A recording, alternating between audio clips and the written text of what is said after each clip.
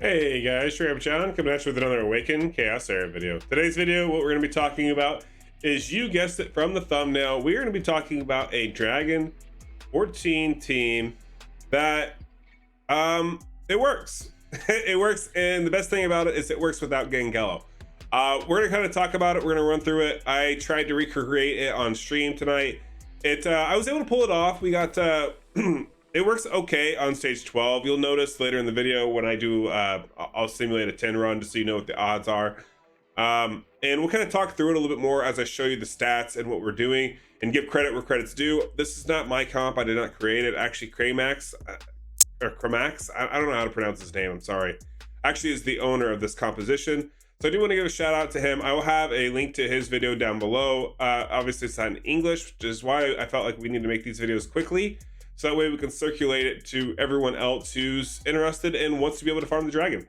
So stay tuned. Hopefully this isn't too long of a video, but we'll see as we get more into it. I want to try to get you guys as much information as I can about it.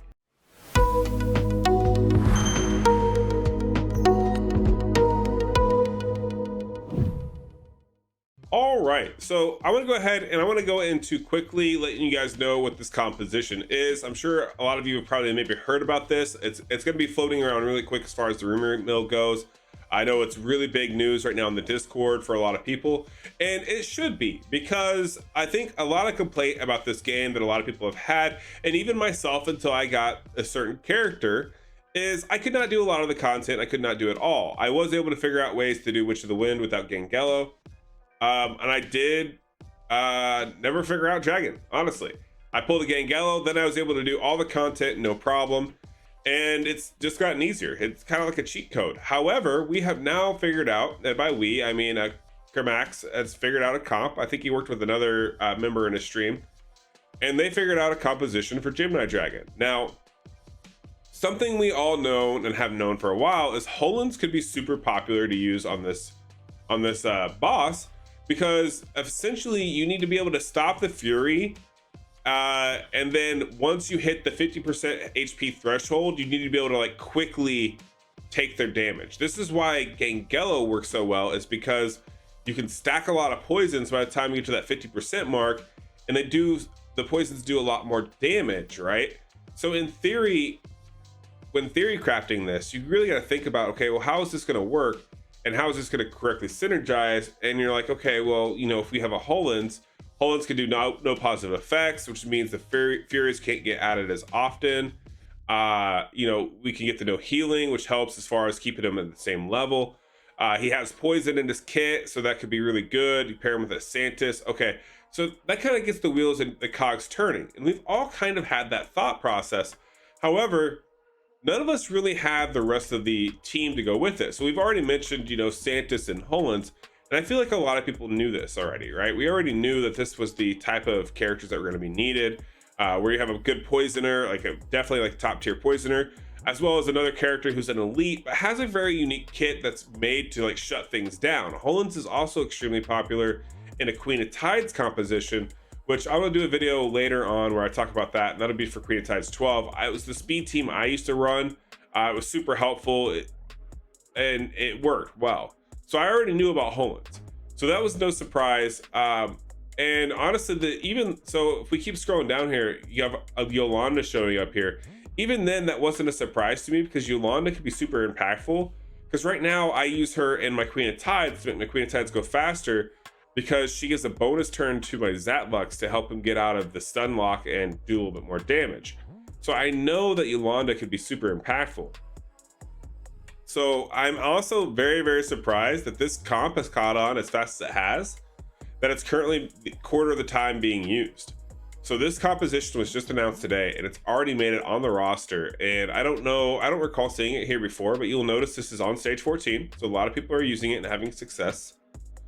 This is the composition. It's Yolanda, it's Blackhorn, it's Santis, and it's Hulens. Now, the thing I want to note about this composition is it's not a beginner comp.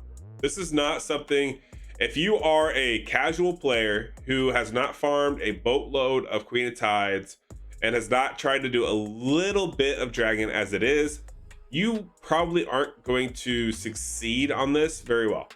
And I'm not gonna lie to you, I hate to put it out there like that, but I want to make this a full disclaimer right from the beginning, because this is not the free to play version of this composition. It's really not. It takes a lot of gear. It takes hard, fast stat requirements that aren't easy to come by. I'm a whale, and I play all the time. I'm constantly grinding dungeons, and as you'll see here, my comp is 100% for this. And honestly, I don't think I was able to even hit the gear requirements. They're kind of high. So let's talk about it. So the composition is Yolanda, Blackhorn, Santis, and Hulens. The other thing to note is their speed. They all have to go faster than the boss, which is the boss, I think, is at 168 speed on 14.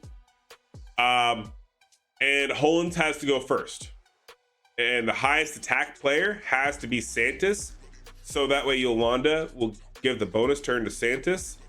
And then the other kind of requirement is Blackhorn should technically be in like a guard set, mainly because then he doesn't lose so much HP and he gets a heal off in the correct area, and Yolanda doesn't give him a special shield. So there is a couple things to note, but let's go talk about it and at least give you guys a solid idea of what it is. So stat wise, this is hard, so don't be discouraged, but I want to let you know what I have, and I'll show you the data results from doing a 12 or 10 run on stage 12. Okay, so gear wise, we are in revival gear. This is a must. He has to be in revival gear, because his HP has to be managed. It has to be managed or it doesn't work very well. Stat wise, we're at 27,000 HP. This is actually a little overkill than what's needed. For me though, this is low. I had my Blackhorn at about 3k before for some other comps that I was running, so I got to figure out, I'm gonna have to disassemble this and go reassemble it elsewhere, because I need to get my health back up there.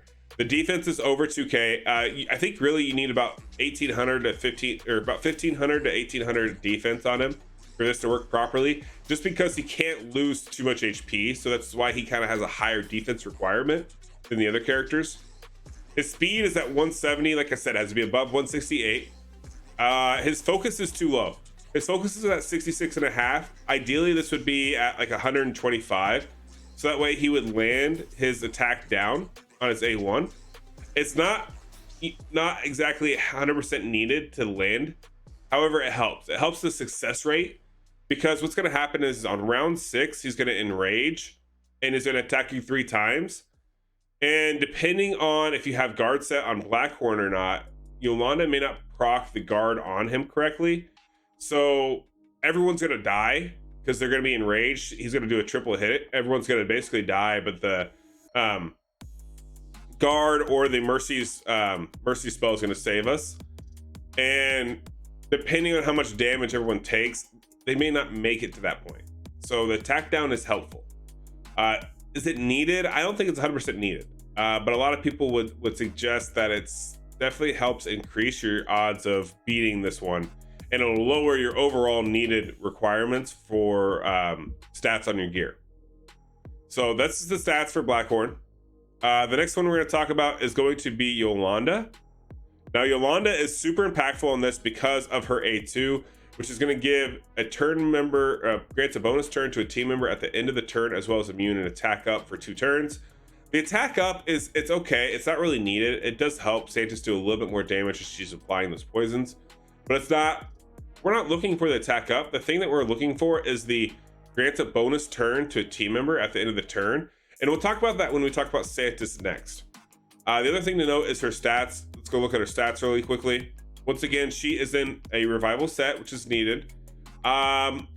She isn't in the greatest of stats.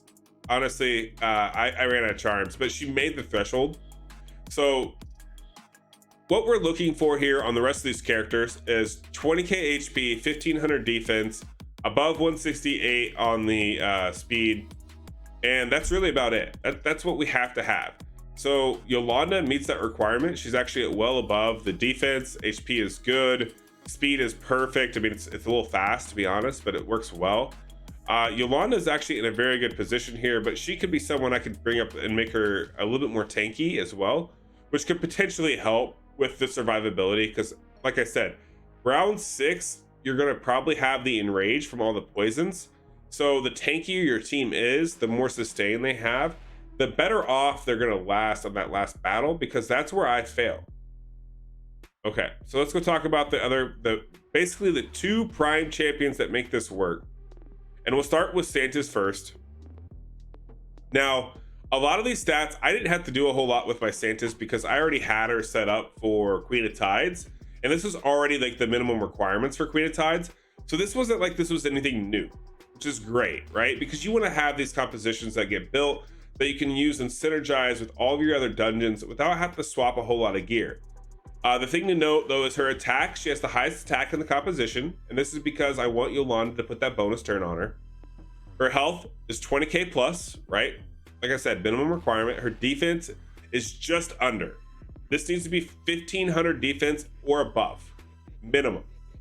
So I'm actually 40 under, and this is with pretty good gear. Her focus is at 128, which is good. 125 is the target threshold.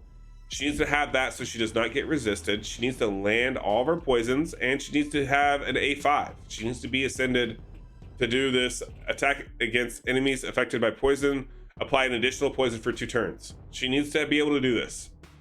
You need to, basically what you're doing is you are stacking all the poisons on the boss as you're getting ready to explode. At once the boss hits that 49%, it's game over, right?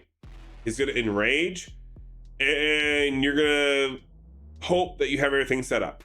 So you need to be able to land all these poisons. You need to hit all these extra poisons.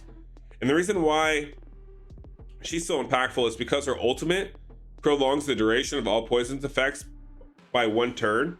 So when she's going and you have a Hulens going who has poisons, her ultimate is going to extend those poisons on top of placing additional poisons, which then is going to allow to stack up those poisons, right? You need to be able to stack those counters.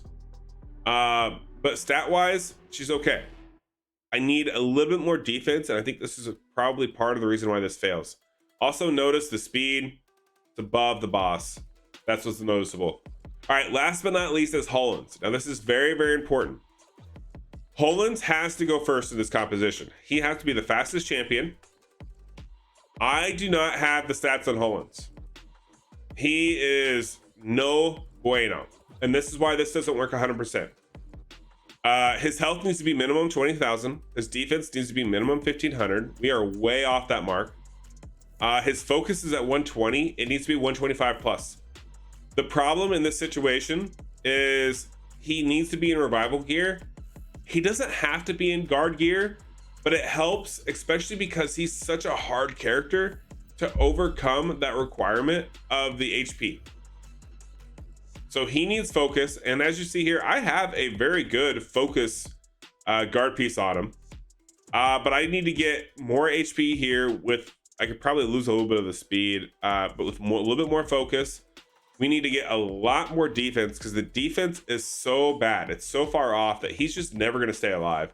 His glyphs are basically done. We could probably get him some more speed, and that's it. So this is not an easy composition to get, because we have decent gear, and it's just never going to happen. I could probably, if I could find some better pieces, maybe if I go farm Queen of Tides 12 a little bit more, I can get some better gear for him, which I'm gonna probably have to go do. Well, 14. I'm not going to farm 12.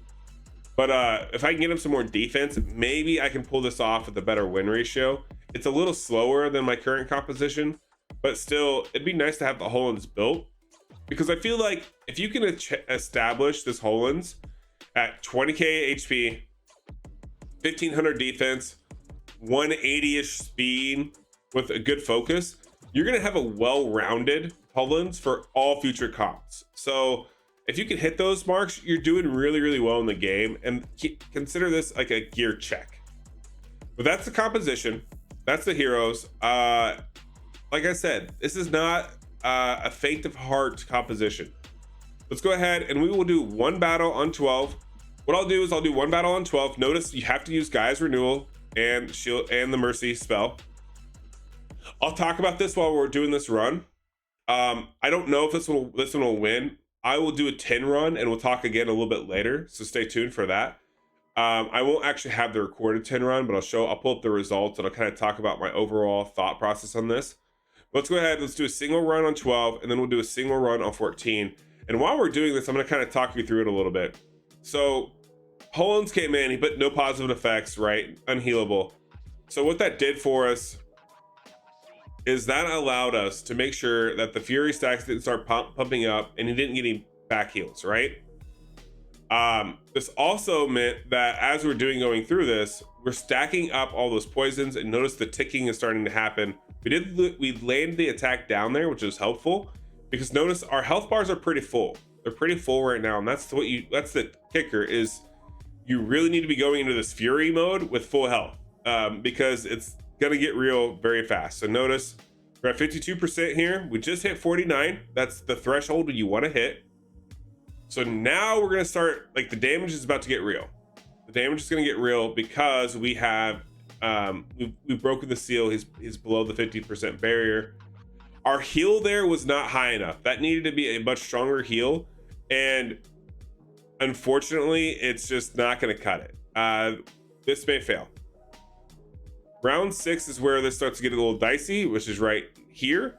I think at the current moment we have enough poisons that this is gonna be okay. The thing to note here is no one has the mercy spell on right now, so this may very well, oh, this will be okay. So now we should get the mercy spell go on. We did, and it went on Blackhorn. This was the one I was telling you guys, this was a needed, right? We needed to get this on Blackhorn, because what's going to happen is at the end of this turn, the boss is going to pop off, everyone's going to die, and that spell is the only thing that saves us. And we won. Now, this is not guaranteed. There are a lot of aspects to this, like I was talking about with the gear earlier. Ideally, Blackhorn gets a guard set on him so he stays more health. That way, Yolanda places the correct shields. You get the correct heals. There's a lot of variability that goes into this composition. But you saw it was 209, and it's fairly reliable once you get the stats correct. However, the stats are very hard, and we'll talk a lot more about that when I get back from the other battle. Let's go ahead, let's just try it on Hell 14. This is probably gonna fail. It actually worked the first time on stream when I built it, and then I tried it again and it failed. So this is gonna be I don't know. We'll see what happens. This is probably gonna be a fail, but it did work. These stats did get me 1 win on 14, and like I said, if I could get Hulens stats fixed, it would probably go a lot better. Honestly, it would probably be a better success rate, because Hulens is right now, it's under the threshold. And so we'll keep an eye on him and see if that's where this gets stopped, because I think that's what happens, is we just can't keep our boy Hulens alive. But overall, I'm happy that we got this composition. I feel like for some people this is going to be good. Overall, it is what it is. There's no Gangelo. This is a gangeloless composition. That's a win, I think, in my opinion. But we're definitely going to have to go into a lot more detail and figure out a better composition, I feel like, to get this to work overall. And yeah, we'll see what happens. Let's see what happens when we finish this run, if we can finish this here. So we actually died right there. Yep. So we just didn't have the stats to do it. We lost Hulens. That was not good. That's what happens when you don't have the stats and we're not tanky enough. I'm gonna go ahead, I'm gonna start up a 10 run on 12, and we'll pick it back up from there, and I'll show you the results of doing a 10 run with that RNG. That's with the Hulens at minimal, like under stats, and everyone else at good stats. So that way you guys have an idea as to what to expect from this composition. So stay tuned, I'll be right back. All right, so as you can see here with this 10 run, like I said, I was gonna go ahead and start a 10 run and show you the results. This is a 10 run on 12. I have gotten this comp to work on 14. It failed on 13, and then obviously 3 out of 10 failed on 12. However, there is a little bit of RNG in here, and like I said before, I don't quite have the defensive stats that I really need to make this comp 100% worth it. However, overall, so my general consensus on this, because this is going to be pretty much the summing this thing up, I feel like this is a valid comp for those who are really, really dedicated, so to speak, to get like rebel gear, to get the guard gear, divine gear. These gear sets aren't bad, right? Rebel is amazing. Obviously you guys have seen, like, I brag about my Imogen in a rebel set. It's amazing. Divine gear, pretty good. I run divine gear 100% on my Charles. It's super annoying, but it works really, really well. And you know, even this guard set is super nice to have, and it makes a difference, right? It's a built-in shield for 3 turns, start of the battle. Each wave it kicks back in, so it's great for doing content like Void Tower without a healer, so on and so forth. I like this set. If you look at the sets list, you can see where it grades out. It grades out pretty good. Overall, getting Dragon comps made is a very imperative. The fact that we are able to touch on compositions without having to use Gangelo is huge. That, in my opinion, is like the first step. Once we get this a little bit more dialed in and we get, there's got to be more comps, right? There's got to be more comps that work for this. I kind of explained why we use Hulens, how that works for us. And yeah, I feel like this is a good progression. However, at, you know, 3 out of 10, I'm not going to run this comp. I have Gangelo. I'm going to go use my Gangelo, and I'm going to leave this alone. I'm going to put my Blackhorn stats back to where they were, so that way everything works and nothing's broken. But overall, honestly, it's not bad. It's a good start. It's an amazing. I'm very proud of our team of content creators that came up with this. Obviously, I'm not going to coin it. It was not me who came up with it. I think Craymax was the name of the guy. I'm sorry, I don't speak other languages, so I apologize if anyone who's watching this and knows the originator. Sorry. But I'm very happy for him. I'm gonna leave a link down below that'll have the original. It's not in English, but I mean, that way you give proper credit, right? Give credit where credit's due. He put in the time. This is a huge momentous thing to get accomplished. So the fact that he got it done is great. I just wish maybe if the stats weren't so high, this would be a lot easier, a lot better comp to have. But for what it is what it is. It worked. As you see here, 10 run, 3 out of 10 lost. I still got some decent pieces here. And for a lot of people, that's better than a sharp stick in the eye. So hope you guys enjoyed this video. Please make sure you like and subscribe if you did. I'm going to do a lot more guides coming very soon on different comps for Ashe, for Queen of Tides. Probably Witch of the Winds. We got to figure out another comp for that one as well. My current one just takes way too long. But stick around, check out the channel, and stay tuned. We'll have a lot more videos coming soon. Peace.